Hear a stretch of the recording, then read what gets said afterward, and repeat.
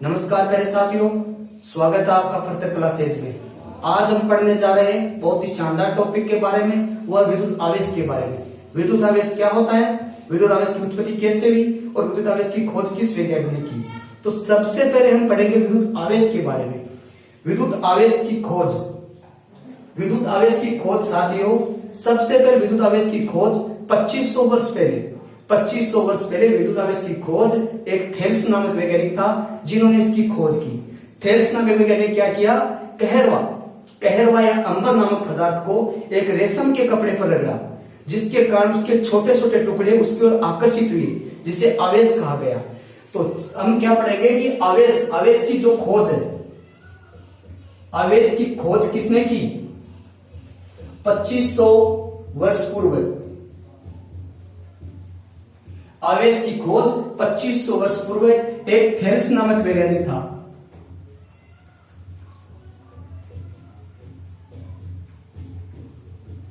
Thales नामक वैज्ञानिक था।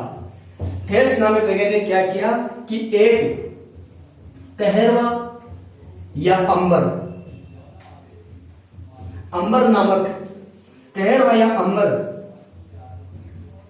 नामक पदार्थ को एक रेशम के कपड़े पर रगड़ा, जिसके कारण उसके छोटे छोटे टुकड़े या कण बोल सकते हैं हम इसे, उसकी ओर आकर्षित हुए,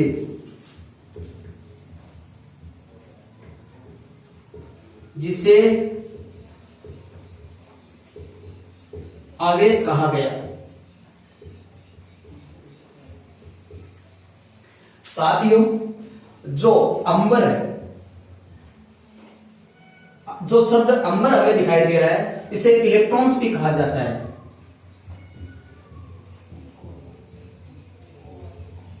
इसे हम इलेक्ट्रॉन्स भी कह सकते हैं।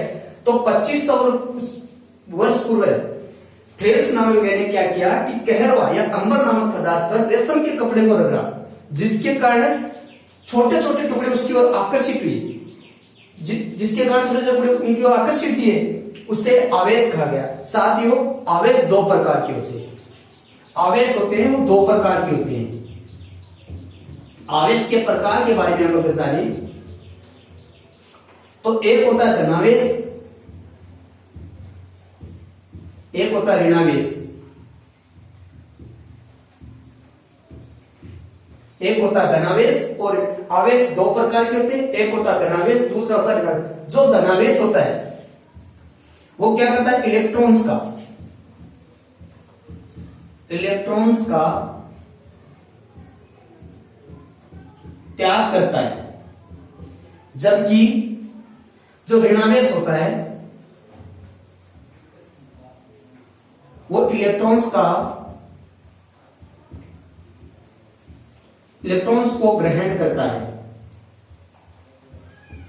तो सबसे पहले हमने आवेश के बारे में पढ़ा, विद्युत आवेश के बारे में, उसकी खोज के बारे में पढ़ा, 2500 वर्ष पूर्व हुई। इसके बाद हमने उसके वैज्ञानिक के बारे में पढ़ा, थेल्स नामक वैज्ञानिक की खोज की। उसके बाद उसकी परिभाषा हमने पढ़ी, कहरवा या अंबर नामक पदार्थ को एक रेशम के कपड़े पर रगड़ा, जिसके कारण उसके छोटे छोटे टुकड़े उनकी ओर आकर्षित हुए, इसे आवेश कहा गया। साथियों, आवेश दो प्रकार के होते हैं। एक आवेश होता है धनात्मक और दूसरा आवेश होता है ऋणात्मक। जो धनात्मक आवेश होता है वो इलेक्ट्रॉन्स का त्याग करता है, जबकि जो ऋणात्मक आवेश होता है वो इलेक्ट्रॉन्स को ग्रहण करता है। अब हम आवेश के बारे में पढ़ेंगे कि आवेश की उत्पत्ति किस प्रकार से हुई, या आवेश की उत्पत्ति के प्रकार के बारे में हम पढ़ेंगे। तो कि आवेश किस किस प्रकार से उत्पन्न हुआ। तो साथियों, आवेश की उत्पत्ति के बारे में, आवेश उत्पत्ति के प्रकार। साथियों, आवेश तीन प्रकार से उत्पन्न हुआ। सबसे पहले जो आवेश उत्पन्न हुआ वो घर्षण द्वारा हुआ, और फिर से जो आवेश उत्पन्न हुआ वो चालन द्वारा हुआ, और इसके बाद जो आवेश उत्पन्न हुआ वो प्रेरण द्वारा हुआ।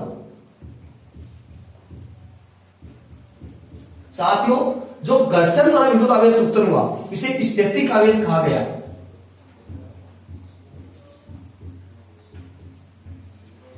जो चालन द्वारा आवेश उत्पन्न हुआ,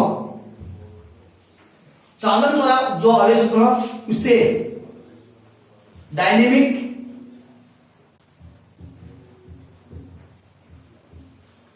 या गतिजन्य गतिकीय आवेश कहा गया। जबकि जो प्रेरण द्वारा आवेश उत्पन्न हुआ उसे हम विद्युत चुंबकीय आवेश कहा गया। तो साथियों, आवेश तीन प्रकार से हुआ, पहला घर्षण द्वारा हुआ, दूसरा चालन द्वारा, तीसरा प्रेरण द्वारा। अब हम इसके बारे में आगे बढ़ेंगे कि घर्षण द्वारा जो आवेश उत्पन्न हुआ वो किस प्रकार से हुआ। इसमें क्या हुआ कि दो वस्तुओं को आपस में रगड़ा गया।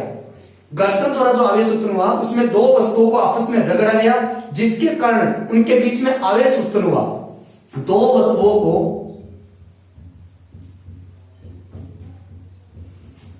रगड़ने पर जो आवेश उत्पन्न हुआ,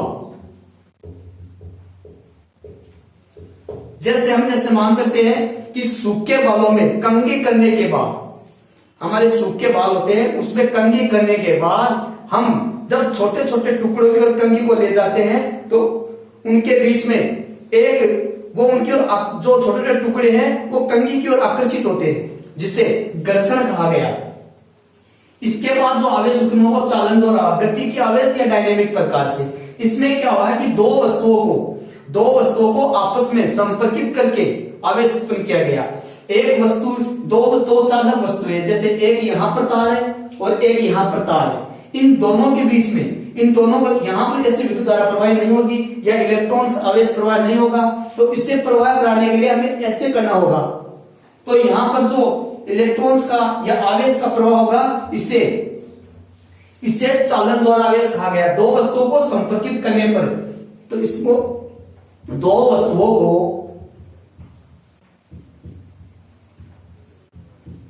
संपर्कित करने पर उत्पन्न जो आवेश होते हैं उससे हम चालन द्वारा आवेश कहा जाता है। इसके बाद जो प्रेरण द्वारा जो आवेश उत्पन्न होता है साथियों, उसमें क्या किया जाता है कि बिना किसी संपर्कित किए हुए ही, दो वस्तुओं को बिना किसी संपर्कित किए हुए ही इसमें आवेश का उत्पन्न होना, यहां प्रेरण द्वारा चालन कहलाता है। दो वस्तुओं को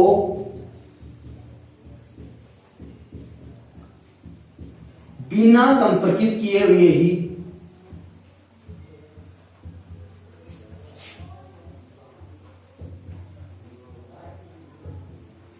आवेश का उत्पन्न होना,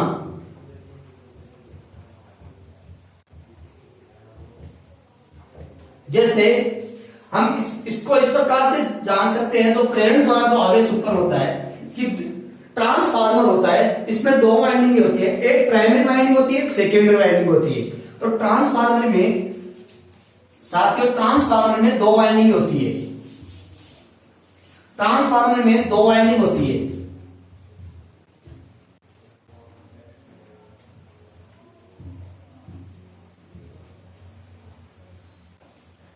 एक प्राइमरी वाइंडिंग होती है और दूसरी सेकेंडरी वाइंडिंग होती है।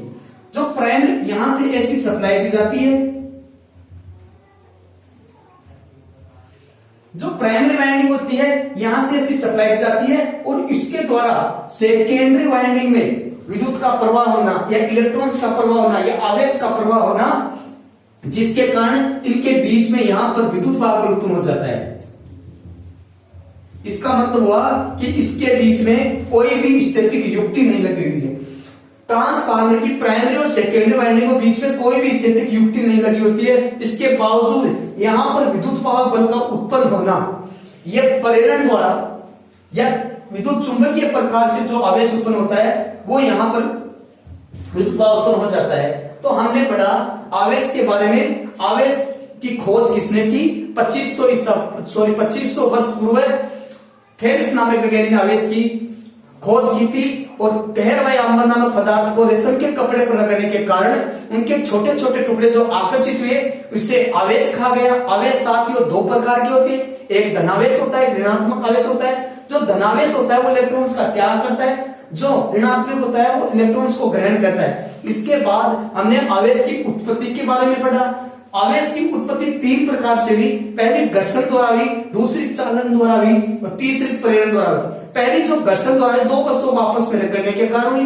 दूसरी चालन द्वारा हुई, डायनेमिक या गति के प्रकार से, इसमें दो वस्तुओं को आपस में संपर्कित किया जाता है। और तीसरी जो प्रेरण द्वारा हुई, इसमें क्या किया जाता है कि दो वस्तुओं को बिना संपर्कित किए हुए इसमें विद्युत आवेश का उत्पन्न होना। साथियों विद्युत धारा पढ़ने से पहले हमें आवेश के बारे में ज्ञात होना बहुत जरूरी है, क्योंकि विद्युत की जो चाल होती है वो धनात्मक से ऋणात्मक होती है, जबकि उसमें प्रवाहित जो इलेक्ट्रॉन्स होते हैं उनकी चाल होती है वो ऋणात्मक से धनात्मक की ओर होती है।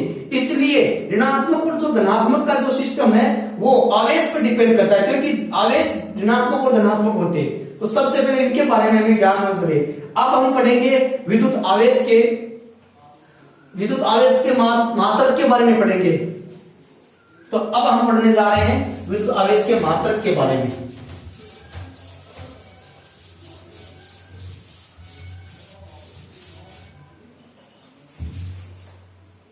तो हम पढ़ेंगे विद्युत आवेश के मात्रक।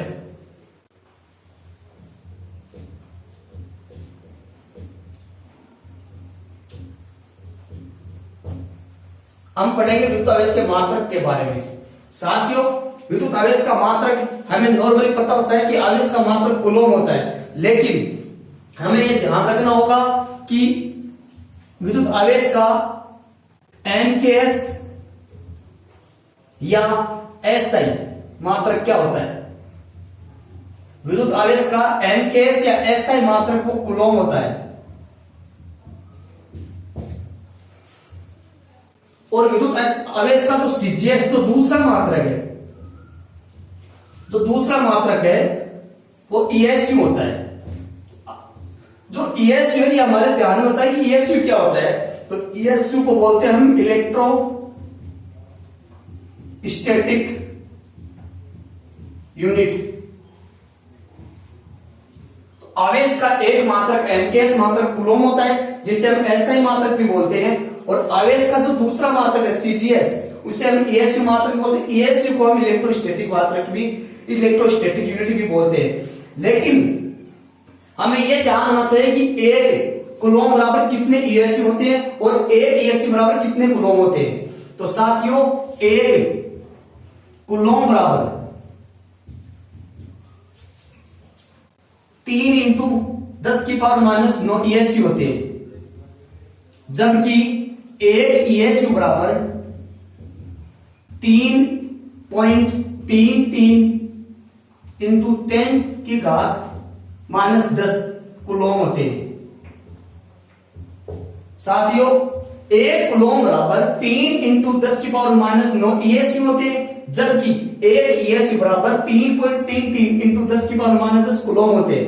इसके बाद हमें ध्यान रखना होगा कि इसमें दो शब्द और आते हैं। एक आता है फेराडे और एक आता है फेराड। यह क्या होता है? जो फेराडे है विद्युत आवेश का एक और मात्रक है, वो है फेराडे। और जो फेराड मात्रक है वो धारिता का है, जिसे हम कैपेसिटेंस भी बोलते हैं।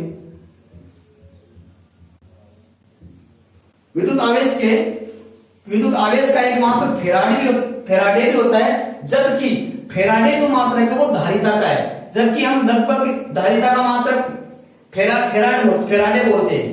तो साथियों ये ध्यान रखने योग्य बात है कि फेराडे मात्रक है वो आवेश का है, जबकि फेराड मात्रक है वो धारिता का है।